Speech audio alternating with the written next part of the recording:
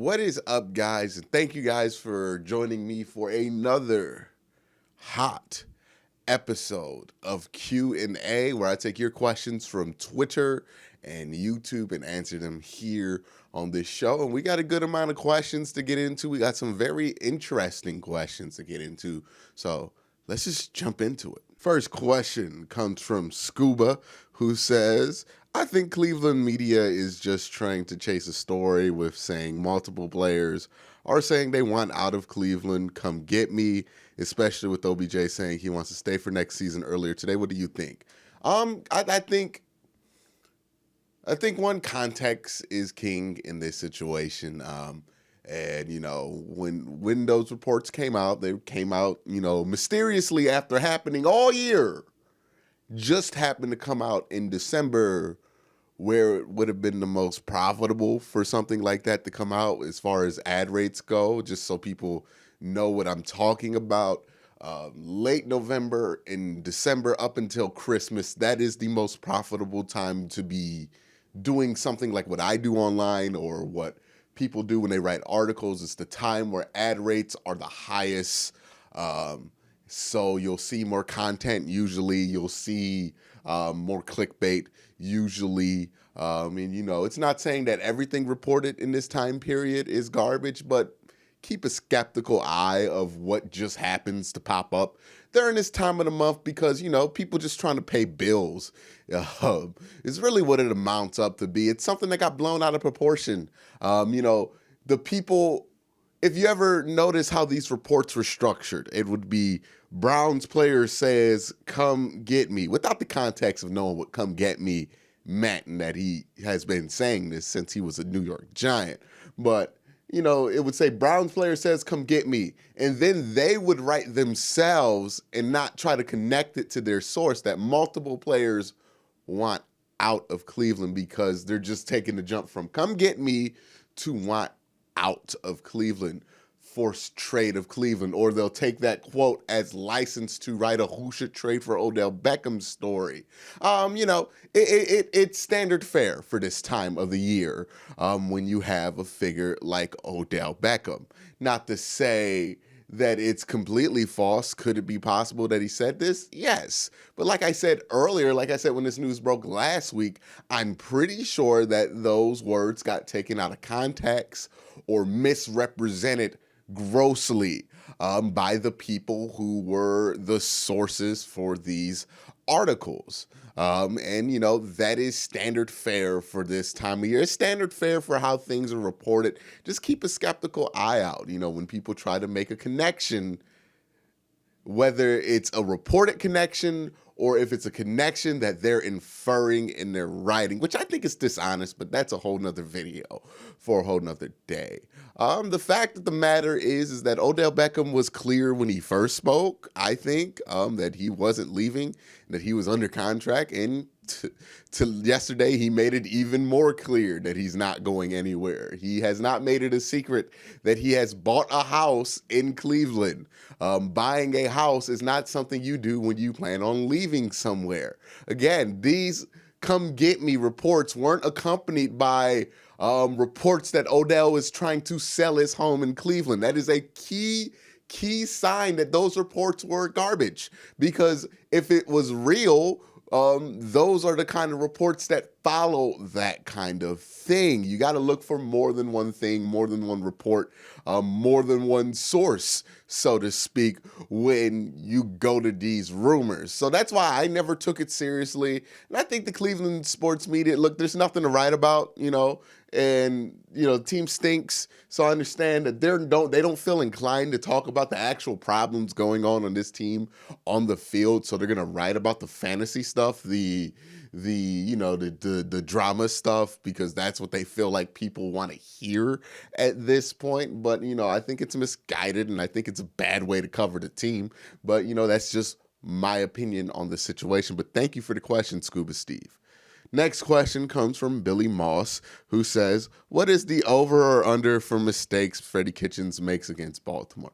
You know what, man? This would be like the perfect Freddie Kitchens kind of like game in the way this season goes. I wouldn't be surprised if he actually walked in the Cleveland Browns stadium and actually beat the Baltimore Ravens, just because that's the kind of season it's been, right? Like right when this team looks like they're at their absolute worst, they'll pull something off. But honestly, Freddie Kitchens' mistakes kind of been to a minimum since Denver. I've been saying it for a while. I really don't think he has been the catalyst for some of the mess that we have seen on the field. I think that has a lot to do with the lack of locker room leadership on the roster itself. And I know coaches are supposed to be the leadership and are supposed to lead the locker room and all that. But I think it's different. You know what I mean? Anybody who's played on a sports team knows, yeah, your coach can lead for, certain things, but there are a lot of things where it's more important that you have a player in that role. And it just means more and it does more. And the Browns don't have those players in those roles yet. So I think that's been as big as a contributor to the mess is anything, as well as all the reports and the drama, this team being young, not knowing how to handle those kind of things. I think that all amounted to the mess that we saw in Arizona. But, the way this locker room has come out, the way the interviews have seen since that game, it really seems like this locker room has oddly found peace. So I wouldn't be surprised if they had a decent showing against Baltimore, to be honest with you. The next question is from the NZ Takeover, who says, can you compare Monken's philosophy to Baker's strength to see if there are any red flags that pop up since Ryan Lindley is as good as gone replacement QB? I don't know any replacement QB coaches, so I'm not even going to attempt to go there. That'd be disingenuous. I'll just be naming dudes I know who coached quarterbacks before. I have no beat on that. But what I can say as far as Monken's offense and the strengths of Baker Mayfield is Baker Mayfield can throw a very good, very accurate deep ball, and Todd Monken's system is good for that. And on paper, it makes a lot of sense. The issue is that Baker Mayfield has longer footwork than a normal quarterback. Again, if you watched the Brett Coleman video, you know what I'm talking about.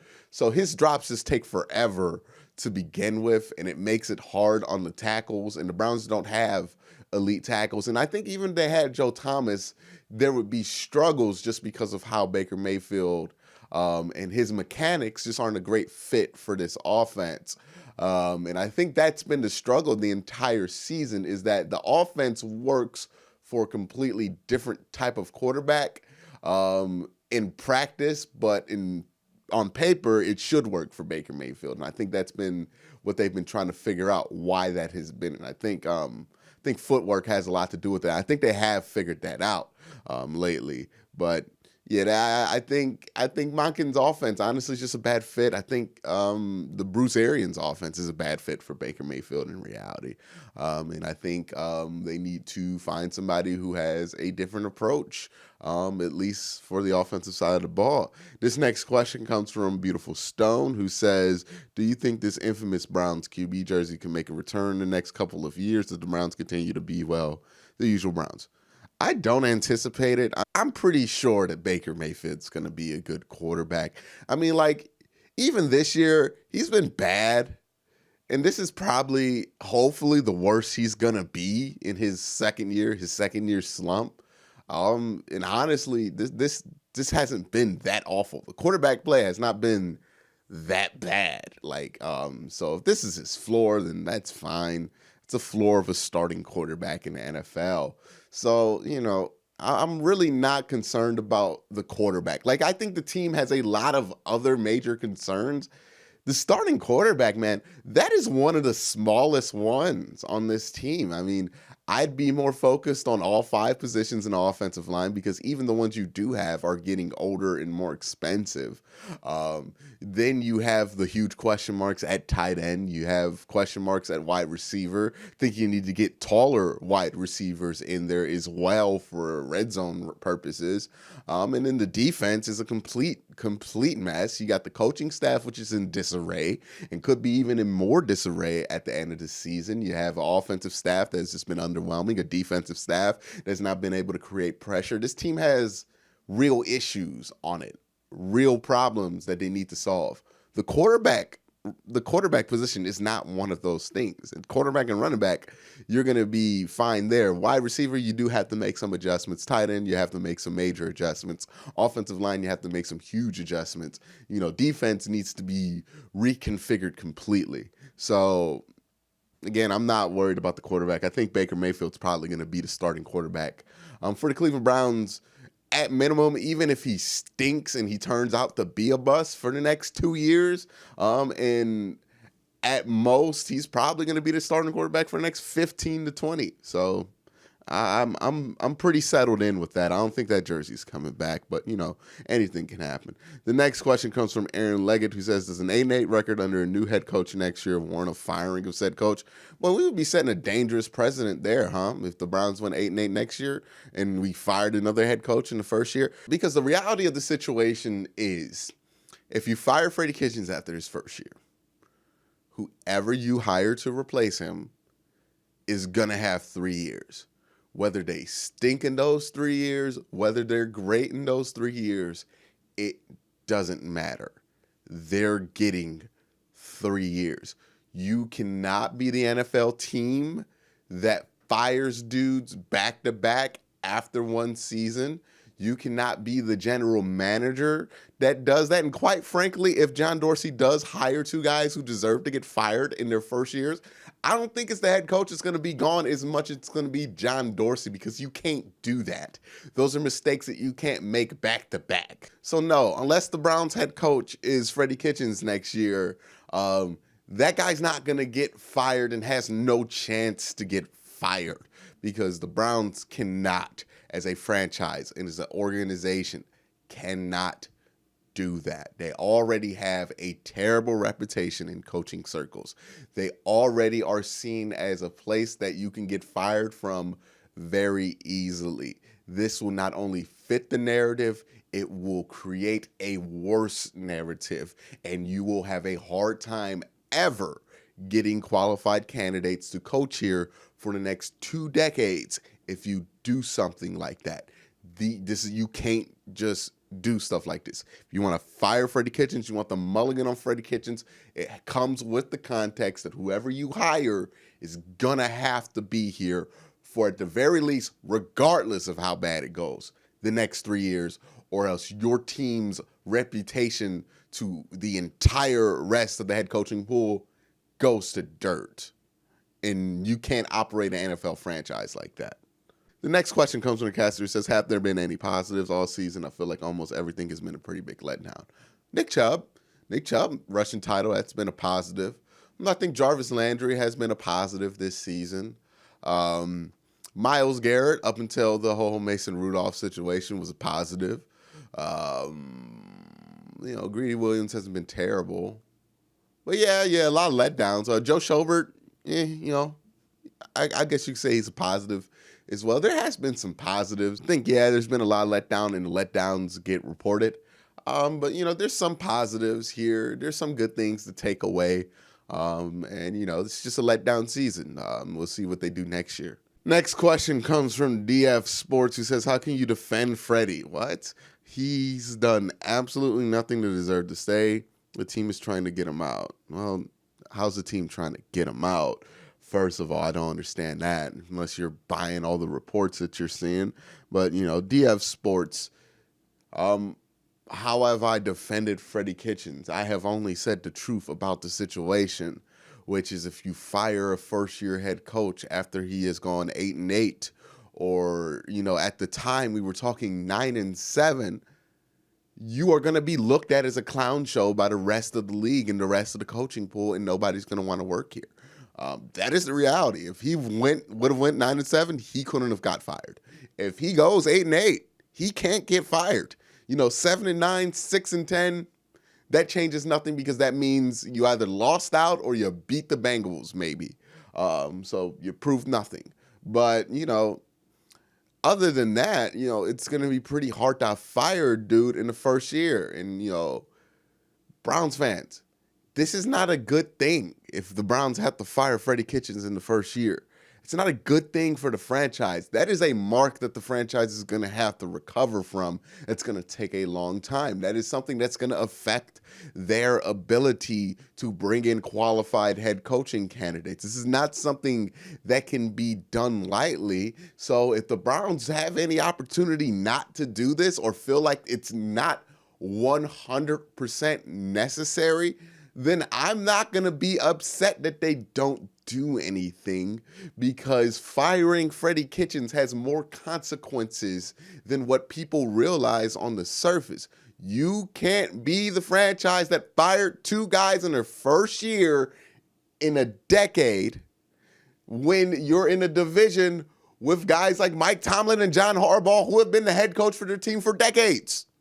You can't keep doing that. It's not a good look, and you're not going to get qualified candidates to want to walk through the doors, no matter how good the quarterback is, no matter how good the roster is. It's just not a good look. So that is the reality of the situation. If Freddie Kitchens gets fired, I'm not upset. If Freddie Kitchens stays, I understand why they would have to do that, because it is not at all a good look for the future of this franchise, and that would have an effect on the quality of candidate that they're going to be able to bring in. We can talk about Mike McCarthy. We can talk about bringing in Ron Rivera, but what if those guys are bigger dumpster fires than what Freddie Kitchens brought in? And you can't fire them because you just used your fire a guy in 1 year card on Freddie Kitchens. Have we thought about the possibility of that happening? Because Ron Rivera and Mike McCarthy, one, aren't guaranteed to want to come to Cleveland because of the reasons I've stated before. And then also, they're not perfect fixes. Ron Rivera is not a good fit for this Browns team the way he coaches. Mike McCarthy would not be a great fit for this Browns team. The only thing they have is experience. I don't know what great... There's not a lot of great solutions out there for the Cleveland Browns at head coach is what I'm saying. So if you don't feel like you have a great solution in line, and you don't feel like Freddie Kitchens is the main problem and that he 100% has to go, I understand keeping him, because you have other things you need to worry about as a franchise than just the fans don't like Freddie Kitchens. You have a reputation within the coaches community to upheld in order to maintain your ability to hire qualified head coaches. If you don't have that, then what's the point of firing a guy when you can only replace him with somebody who is equally less qualified? This next question comes from Giants Nation. It says, "What's up, Quincy? I got a question about your second favorite team, the New York Football Giants. But who should the Giants get as a head coach? I try to DM John Morrow your video about how Pat Shurmur is a bum at the head coach. I told everybody that. But I'm still on deliver.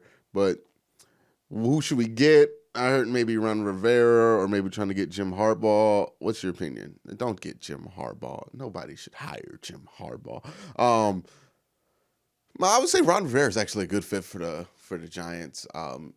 He just seems like a guy to fit there, make the defense better. I think Ron Rivera is probably going to be your guy there in New York. That would make a lot of sense for both sides. Next question comes from Cyprian Johnson, who says, if the Browns get a chance to get Jim Harbaugh, would you go for it? No. Not a chance in hell would I go. One, I would be worried about how Jim Harbaugh would be received. Being a Michigan guy in this city, because it is Ohio State City, and we're tough on guys who are from Michigan traditionally in this city. Look how Jabril Peppers was treated in Cleveland. And then secondly, you talk about a questionable hire. What has been Jim Harbaugh's major problem at Michigan since he's been there? He has failed to meet the massive expectations that people have put on him at Michigan every year. At Michigan, he has not been able to meet expectations. So we're going to hire him in the NFL for the Cleveland Browns and expect him to meet the expectations the Browns have, which are equally as high. We're going to expect John Harbaugh, who has not done a great job developing a young quarterback, to develop Baker Mayfield? No. No, dude, Jim Harbaugh, if the Browns hire, no, man. Jim Harbaugh, I'm not for a Jim Harbaugh hire. I'm not about to hype that up. And honestly, a Jim Harbaugh hire in Cleveland would be the best thing to happen for Michigan football. It would give them an easy out of that contract. So no, the Browns got no business hiring Jim Harbaugh. Should not hire Jim Harbaugh, and better not hire Jim Harbaugh. He is not his brother. He is not John Harbaugh. John Harbaugh I would be absolutely in for, but Jim Harbaugh, don't you dare. Don't you dare hire the dude who has not met expectations at Michigan to not meet expectations in Cleveland. That would be a terrible decision. To fire Freddie Kitchens in 1 year just to bring in the show that is Jim Harbaugh would be ridiculous. And it would be another dude that you would have to fire in 1 year because the expectations and the circus around it would be ridiculous. And then I regress. I'm not for the Jim Harbaugh, whatever. Don't hire freaking Jim Harbaugh. That would piss me off. The next question comes from Kyler Harrington. He says, if you could, what advice would you give to help optimism for Oakland fans since they're losing their team? Since Cleveland has dealt with the same pain in the late 90s, maybe you can give advice on how to cope with such a storied franchise leaving their city again. I think for Raiders fans, one, since the team has moved so much, they have fans spread out across California, and a lot of fans of the Raiders are in Southern California.